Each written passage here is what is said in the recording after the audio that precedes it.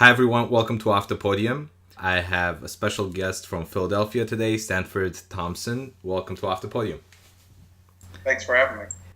We'll start right away.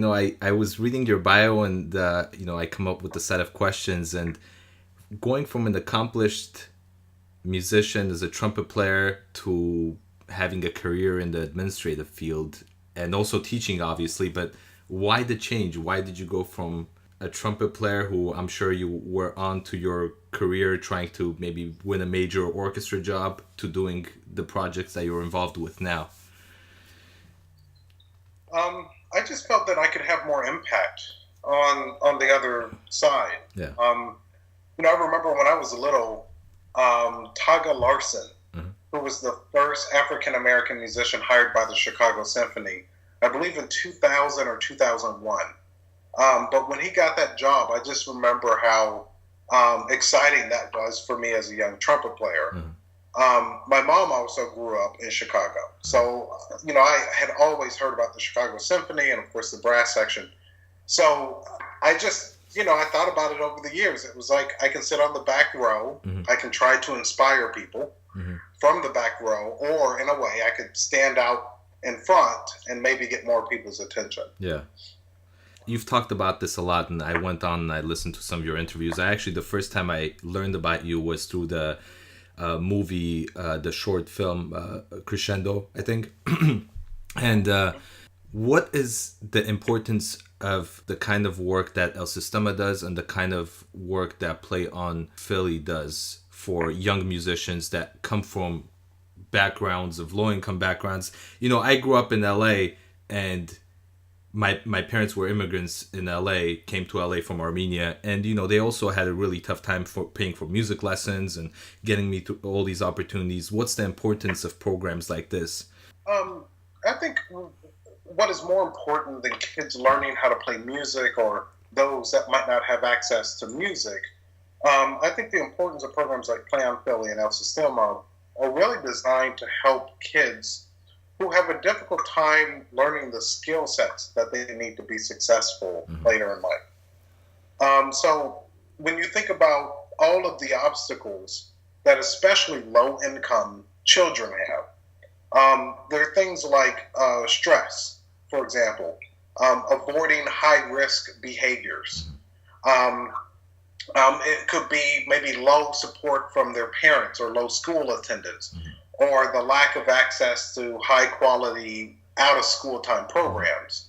That those are the types of obstacles that really make it difficult for kids to graduate from high school, to avoid things, like violence. And then, of course, those things have a huge cost to society. So the way that I look at it is that, these types of programs really help kids overcome those obstacles so that they can build the skill sets that they need to essentially be a contributing member of society. Now, I think that music is the best tool to teach kids these skills. I think that a lot of scientists that have found that being involved in the arts, specifically music, triggers more parts of the brain. And we have a new body of research that points to kids that learn music directly influencing the set of executive functioning skills. So when I think about 100 kids in an orchestra with one person, a conductor, learning those skills and being able to practice and rehearse those skill sets all the time when they play, I think that's much more cost effective than putting 10 kids on a basketball court and then 5 of them have to lose. So, it's just kind of like, however you want to spin it. Again, I think that music is the best if you value the outcome of kids, again, learning those skills. Well, I'm happy you said that, because recently I've been doing my podcasts with a lot of composers from all over the world, from Australia, UK, and I've been discouraged, recently, because all these composers composing for chamber music, and a lot of them say discouraging things about orchestra. So orchestra could be something positive, especially for the kids. And, I conduct youth orchestra and I understand the importance.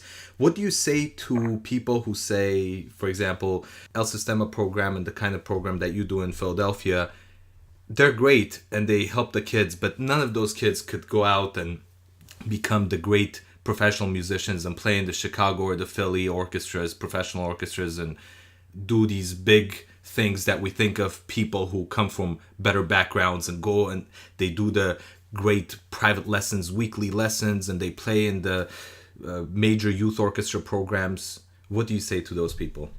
Well, look at Gustavo Dudamel. He's at the very top of the field across the globe. Yeah.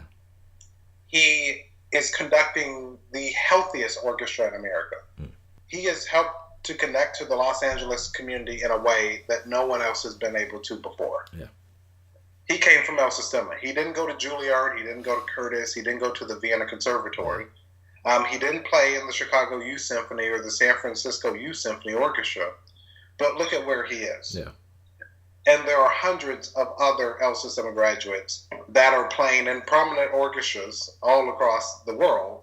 And then you have hundreds more that are teaching and I think inspiring the next group of young musicians. Yeah. So, I mean, that's one way that I would respond to it. The other way I would respond to it is, well, who cares? Yeah. It's great. It's wonderful. You got into your big orchestra. You're now playing in front of an audience of 2,000 people on a Friday night. Yeah. Like, who cares? Yeah. Maybe the 2,000 people that are in the auditorium, maybe the, probably 20,000 people that will attend an orchestra concert in that city in that given season. Yeah. But who cares? Yeah. And I think that's one question that a lot of people really don't want to ask, let alone answer. Yeah. So when I think about, again, impact on a community, it's not because we played great notes at them. Yeah. And the way folks are consuming music now, I can log onto YouTube. I can type in any orchestra piece, probably any conductor, any orchestra, and a video, a full-length video will pop up. Yeah. And I can watch it, listen to it, enjoy it while I cook my dinner. Yeah. Now, I'm being a little cynical with with this, but I don't know. I mean, who gave people the power to essentially say that, well, if they don't end up in one of these big orchestras, then why bother? Yeah. Yeah. Well, if you're not engaging the people in your backyard, if the typical man standing waiting for the public bus has no idea what you do, or when you come into hard financial times and people in your own community are not there to lift you up, then help me understand what really matters at the end of the day. Yeah. Yeah. So is it the people that could support you but they're not? Yeah. Or is it, I guess, one's ego to want to say, I guess, that musician did not end up in the tip-top orchestra? Yeah. Well, you're doing your part with this project and doing wonderful things. What can we do in the U.S. to have similar programs that are in Venezuela, for example? What can we do here in the U.S. as artists, as musicians, as people just part of this society? What can we do? You're doing your part, but what can we do? Well, everybody. I mean, I think everybody. I mean, and I wish I could do this better. Yeah. But it's to realize that the most compelling problem in one's city is not, will the orchestra survive? Will the musicians have a steady paycheck and be able to support their family? That's not the most compelling problem. In most urban centers around America, the biggest problem is education. Yeah. And I would also say in rural America, that's the biggest problem, education. More people are concerned, will their kids have a quality environment to learn and be pushed and supported in the best ways possible, considering mom and dad can't be in the classroom all day. Yeah. People are worried about jobs. People are worried about automation essentially taking over and new industries being created in completely different places, leaving cities with absolutely nothing economically to really support it. I mean, that's what people are worried about. Yeah. So to go back to the education piece, and what people are really worried about every single day, it's, as artists, are we going to realize that we might be the best tool, best mechanism for these communities to use to help solve their most compelling problem? Yeah. And this goes to a standpoint, if you fundamentally believe that children can learn and teachers can teach. If you fundamentally believe that, we know that the problem that these kids and our education system faces is that connection being really powerful in a way that kids can learn, stay on track, and do the right thing. Yeah. But I like to think that the educators throughout Philadelphia can teach. Yeah. And I do believe that the kids here in Philadelphia actually have the curiosity and the desire to learn. It's just all the other stuff that affects them day to day that stands in the way. So I just keep going back to I'm sorry. I mean, I think if we solve society's problems first, we can find new creative ways to sustain our art form and continue to play orchestral music at the highest level. Yeah. And parents, I remember there was one moment in the video, in the film, where the father, I think, was saying that, you have better things to do. You have to concentrate on school. You're not doing well enough in these other subjects. Why would you spend all this time playing music? How can we educate the parents in this case to tell them that, music is important? The way you're explaining this about artists, how can we educate the parents to let their kids participate in these programs, especially when the programs are free and available? Yeah, I think a lot of patience. Yeah. I think a lot of hand-holding and actually a lot of peer-to-peer mentoring. Yeah. Parents need to mentor other parents. Yeah. I believe that a parent will listen when someone else says, that is their peer, as another parent, that this was a really powerful thing for my for my kid. I think the moment that us as educators begin trying to say that, then it just becomes a more difficult thing. Yeah. And this, as I said many times, this is a great program. I hope to someday be part of this, because I conduct youth orchestras and I love working with the future generations. What other organizations are out there? You would know this better than I do. What other organizations do the type of work that you do? Maybe helping minorities, low-income families, that come to mind. I know there probably is hundreds of them out there, or I hope there are, but what are some ones that come to mind, if you don't mind sharing? Oh, wow. Locally, nationally? Nationally, sure. Oh, wow. Well, I mean, I think of things that I think we've been talking about in the news a lot. I mean, Planned Parenthood. Yeah. Especially from a health perspective, especially with women's health, but also men's health. Yeah. I think about economic mobility pathways based in Boston. And they're doing great work of helping to train anti-poverty nonprofits to become more effective. I think about, I think about even locally programs that are based, out of school time programs, especially those that are based around literacy. Yeah, I mean, there's this whole kind of time and space, and I think a lot of great people doing work, but it's really a collaborative effort. Yeah. I think a lot of folks, or let's just take Play on Philly, for example.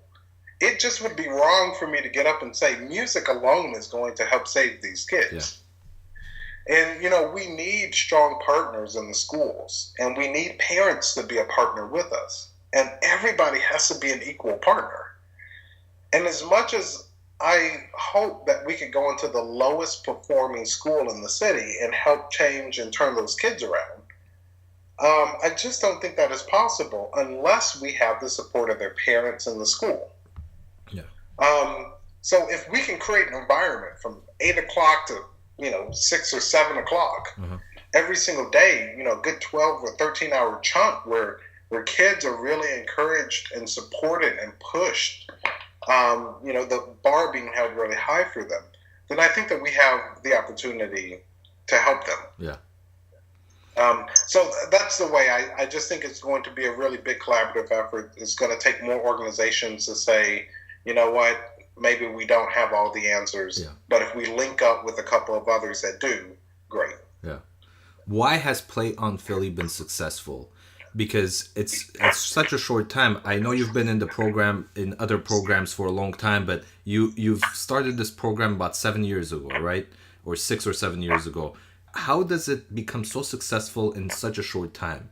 If you were to give some advice to others who are starting similar arts organizations. Well, first I will say thank you. I live with Play on Philly every day and still trying to find ways to improve what we do. Yeah.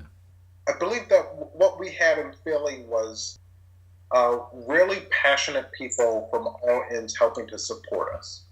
The role that I played was just a slice of the pie.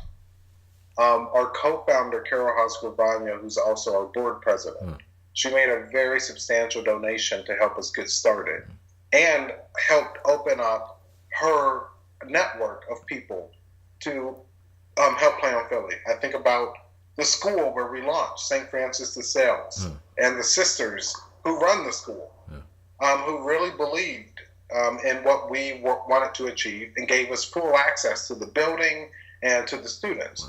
And, of course, the students themselves and the parents. So anyway, I think that was one important thing.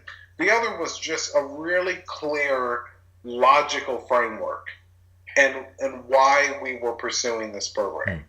And in my opening, of this conversation, we really started to look at what's the big compelling problem in Philly? Yeah. How will we clearly define the issues that face children? And then, of course, how will we measure success? Yeah.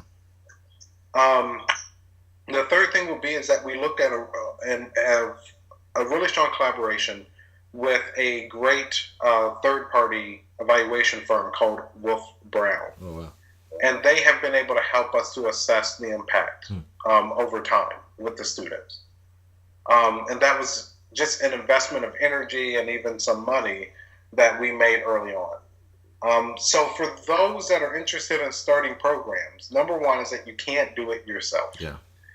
You have to have a team of people who really believe that music can play a really important role in the lives of children. Yeah. And then I would certainly say that energy. One thing that I find is that throughout L system-inspired programs in the United States, there's no shortage of energy from those that run programs. That energy is worthy of a $250,000 investment from a funder. Yeah. It is worth having full access to a school building, for example, or community center and students. And most times there can be an imbalance between the two, where somebody's willing to put in a lot of energy, but maybe not the people in its own community is not really willing to put up the money. Yeah.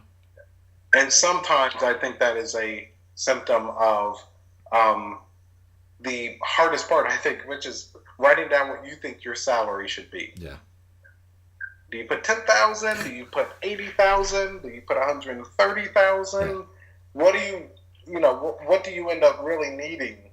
So most of the time, there's just an imbalance of energy. Yeah. You're really young compared to all these other executive directors that I've had a chance to talk to and work with some of them.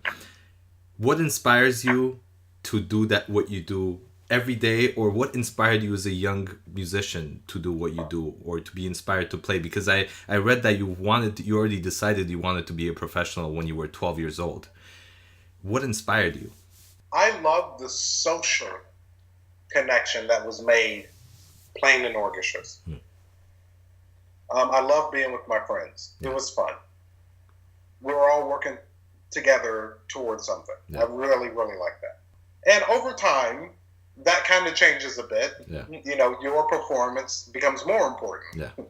The quality of your playing, being able to consistently play perfectly, that can slowly erode at some of it if you're not careful. And I think if you're not really connected to some of those core values. So, that was one thing. The other thing that I think that I thought a lot about was that I was lucky to get through all the phases.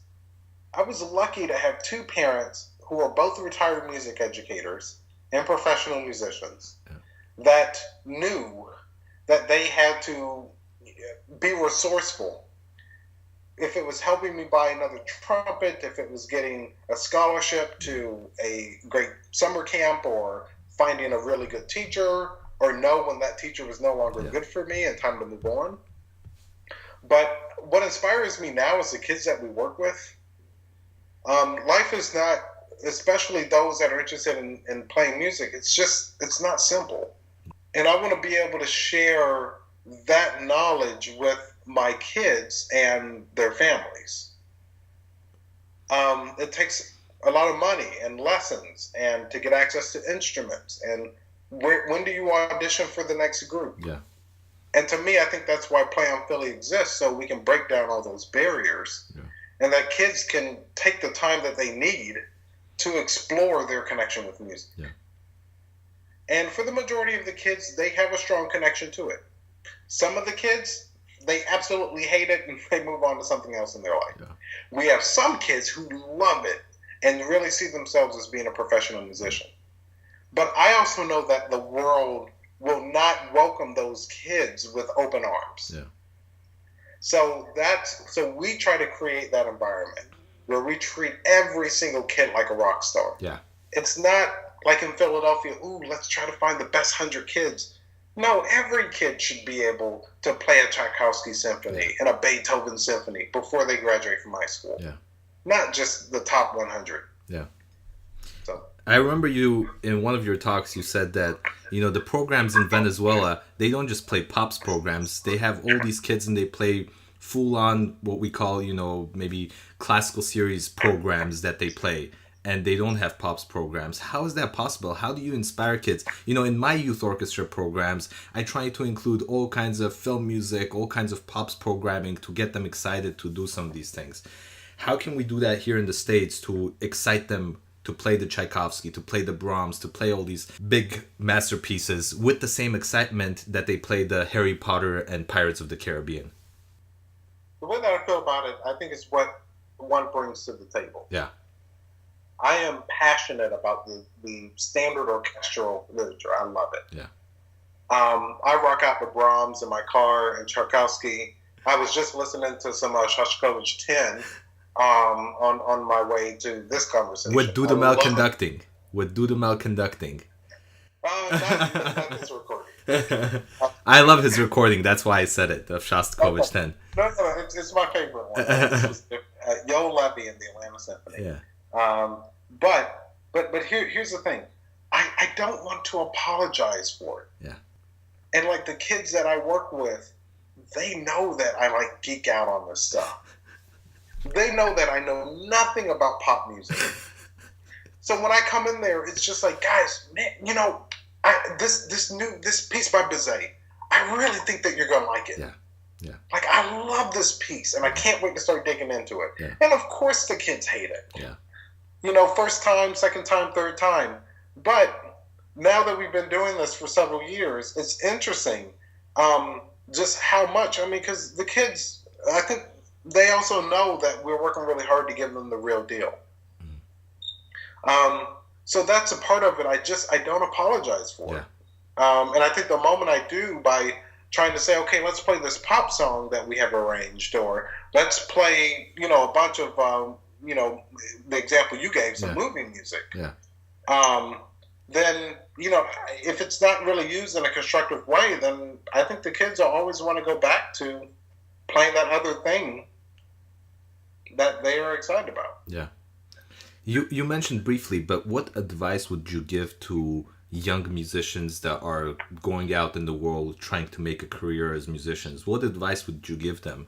What should they do if they're struggling with auditions, maybe? What just in general, what would you tell them? There is so much life in music outside of being in an orchestra. Yeah. Like a full-time orchestra in the top, 25 orchestras in the country. Yeah. There is so much life outside of that parameter. And and I do think it is good for musicians to work hard to put themselves in that box. But if they think the only value that they can have is inside of that box, that is destructive. Yeah. It is okay to want to be in it, but there's this really vast world that's outside of it. The other thing is that it will take time and energy to cultivate an audience. Mm-hmm. Most people don't want to sit around and wait that long. Yeah. I don't know how long you've been conducting there in Seattle. Yeah. I've moved back to Seattle. It's been about 4 years. I just finished my doctorate and I stayed here because I had great opportunities to stay here and work with some of the youth orchestra programs. So it's been about 4 years I've been here. I grew up in LA. So what happens after 10 years? What relationship do you end up building with the local school music teachers, with community members, with those parents that start to say, you know what, I think that you should give the Greater Bainbridge Symphony Youth Symphony Orchestra a chance. Yeah. Because, man, I mean, gosh, you got to work with this dude. Yeah, yeah. So, I also think about that as well. Yeah. It's, can we create our own little club? It's so tough sometimes because you hear all these different things about classical music. It's dying. There's not many people listening to classical music. Orchestras are folding. But then there's organizations like this that are building. Where do you see the future of orchestral music in general? And I know this is a broad question, but as an educator, as someone in the administrative field, where do you see the future of our field? I see half of it falling apart. And I see half of it being rebuilt even stronger. Yeah, I think there are in a way, purists that just want everything to just stay the same. Yeah, the way that they enjoyed it, the way they came to it, and that's that, and whatever. And I think that those organizations are going to find out that bringing that revenue in is harder. The endowments are smaller, or they might not exist at all. Yeah. And I think that once, the older generation passes from this earth, then I just think that, it's going to be tough to continue to sustain that. The other half that I think that will end up being rebuilt will figure out that there are different ways to engage. And I think that a lot of ideas are being explored, but I think what folks are really finding out is just, how do people engage now? And it's social. And it should be accessible. It should be in their backyards. Yeah. It should be in the places that they go and hang out. And I don't necessarily think it is a concert hall. Yeah. In a lot of cases. It makes me think about our education system. We're so focused, no matter what college, small or big, whether it's Curtis or it's just a state university, we're so focused in these performance degrees to really get the students to be these great performers and take an audition. Is it the education system? Is there a problem with it where we have to kind of reevaluate the way we educate the future generations of musicians at these colleges and give them a more well-rounded approach to music and education and all these different things? Because I went to 3 or 4 different colleges at this point in the States, and I just still did not feel like I got a well-rounded education. I feel like I got most of my experiences outside of the college experience. Can we change something in the education system, or do you think it's fine, we should get those opportunities outside? If it's too tough of a question. I think it's a pretty simple answer. I just don't think music and our traditional education systems will ever come back to what it used to be. Huh. And in many ways, I think we do a disservice by continuing to think that we can get it back to that point. Huh. So we spend a lot of energy fighting to try to get it to that point instead of spending energy thinking about how can we create something new. Yeah. So that's what I wish that more of my colleagues would do.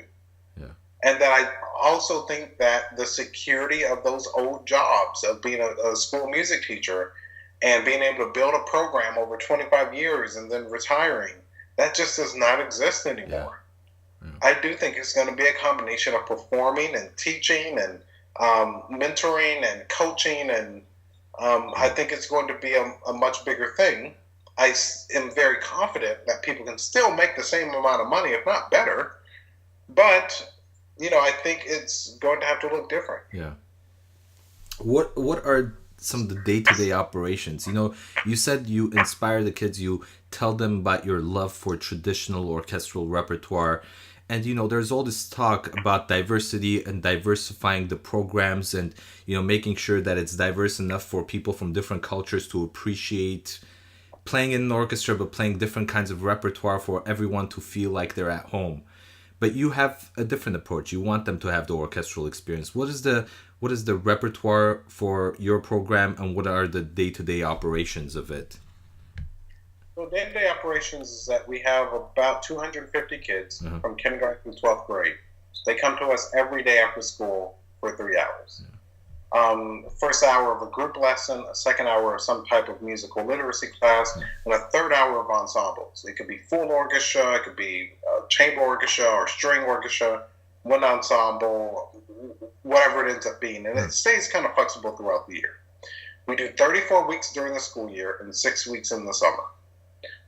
So, of course, during the 34 weeks, really the roughly 40 weeks we run the program, we perform about 25 concerts. Wow. I would say each student probably performs 6 to 8 concerts on average each year. Some will do more than that, depending on what ensemble that they're in. Mm-hmm. And the way that we look at, a lot of those, as you say, kind of day-to-day operations, we start to really look at how far can we push the kids. Mm-hmm. So we'll have advanced ensembles. I believe our top orchestra just played Elgar's Enigma Variations. Oh gosh, what was the other piece? Sorry, Elgar Enigma Variations. Some of the Shostakovich suites. Oh gosh, Beethoven's Coriolan Overture. Wow. So things like that. Wow. But all original pieces, all the way to our youngest string orchestras that are tackling Vivaldi and Bach. Wow. Wind ensembles, we usually will arrange orchestral literature, but within a wind ensemble configuration. So, for example, there could be, I believe we did, 6 or 7 of the movements of Prokofiev's Romeo and Juliet. So things like that, to give them the opportunity to even play some of the parts they will never, ever play in orchestra. Yeah. So we try to do things like that. Yeah. And we've done things from, if it's Mars, from the planets to, some of Brahms, so like the Haydn variations, things like that. Yeah. Well, you're so busy with music. This is a favorite question of mine to all musicians. What do you do outside of music, if you don't mind sharing with us? What do I do outside of music? Yeah. Do you have time for any hobbies, any sports, something? I love airplanes. I also travel a good bit. Yeah. So probably 3 of my hobbies might be eating. Philly is a huge food city. Yeah. So I enjoy trying new restaurants and things like that. Traveling, I do that quite a bit. Yeah. I try to leave the country every 3 to 4 months. Yeah. Recently was, in Canada a bunch, but Quebec City, for example. This summer, I'm doing some pretty big trips to Italy and Mongolia and Peru. Wow. But I also, the third thing is that I enjoy airplanes. Yeah. I kind of enjoy studying airplanes and kind of the route maps of different airlines. Yeah. I kind of like to geek out on that. Yeah. It's kind of like a train. They have schedules and timetables, and same thing with flights. They have schedules and timetables and hub cities and other places. So I kind of like to argue with some of the customer service people, and I'm like, actually, I know your route map's better. You could take me through Memphis and then up Salt Lake and then finally to Seattle if you wanted. You don't want to suggest that because it might be too much. Yeah. Work on your end. So yeah, things like that, and I enjoy being around people. Yeah. I'm really getting to enjoy hanging out with the cultural community in Philadelphia. Uh-huh. So writers and poets and spoken word artists and visual artists and dancers and this really, really cool energy that's happening here in Philly. And lastly, do you have time for trumpet? Yes. So I play in the Philadelphia Wind Symphony. I play in a couple of professional groups in town. Actually, this summer I'm doing a trumpet program called Chosen Vale in New Hampshire for 2 weeks. So I'll kind of go back to being a trumpet student again. Yeah, I enjoy it. I am not in the shape that I used to be when I was in college. Yeah. but I enjoy playing. I'm pretty sure that I'm going to continue playing as long as I physically can. Yeah. Well, thanks so much for joining me. Do you have anything else to say? Oh, you asked some really good questions. So it was great having you. Thanks for so much. I know you're busy. Thanks so much for making the time for this, and hopefully I'll have you back on at some point if you have time and want to talk about other projects that you're involved with. You're always welcome. Sure. And hey, maybe we'll connect in Seattle sometime. So yeah, that'll be great. Thank you so much for joining me. Okay, take care.